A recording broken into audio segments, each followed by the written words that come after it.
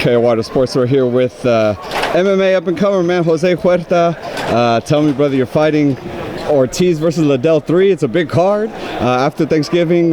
Just first, how was it hard? How difficult was it not eating Thanksgiving dinner yesterday? It was tough, man. While my family was eating the biggest meal of all, I had my whole family there.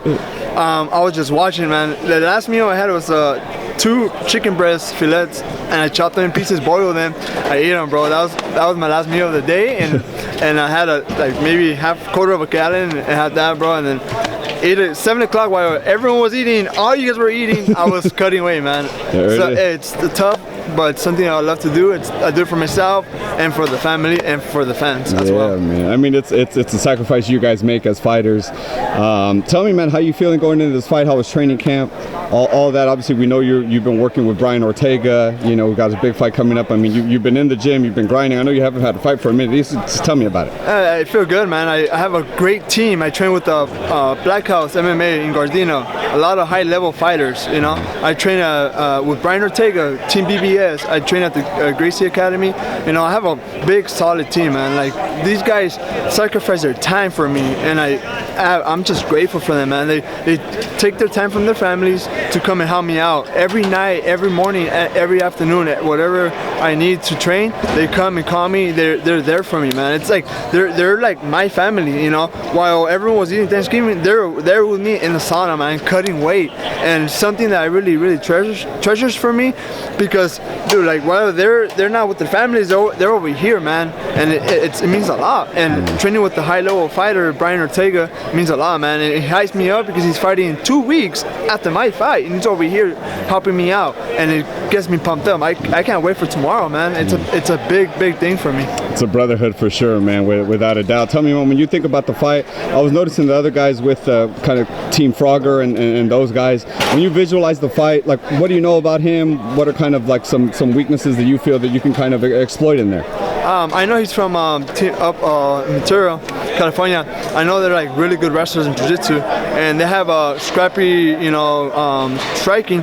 But you know what, man? I can't say, you know, it's gonna be easy or hard. You know, I train with the best. I train with Brian Ortega. I see a lot of things that no one sees. I get put in situations I have never put in. It's crazy, man. So whatever he has for me, I'm ready, man. I'm there to put a show, and every time I fight, I put in a show. My last fight, I fought about 5 months ago at OC Fight Club. I put a show for everyone, man. It was tough because he kept taking me down, and I was fighting in the ring, but I was still getting up, reversing it, and he was a high-level wrestler, jiu-jitsu guy. So, and I still won. I won by split decision. It was a tough fight. We scrapped it up, and you know, I came over with my hand raised. Hey, brother. I mean, you train hard. You're obviously with a bunch of beasts. You know, possible future UFC featherweight champion Brian Ortega. Tell the fans, man, where they can follow you, where they can see your fight tomorrow on pay-per-view, and just where they can follow the journey, man. Tomorrow, Otito versus Chuck Liddell 3. You can either come and get a ticket here, or just follow my Instagram so you can see the live stream to El Chingon _125. There it is. All right, I appreciate your time, brother. Thank you, man. Thank you, man. Cool.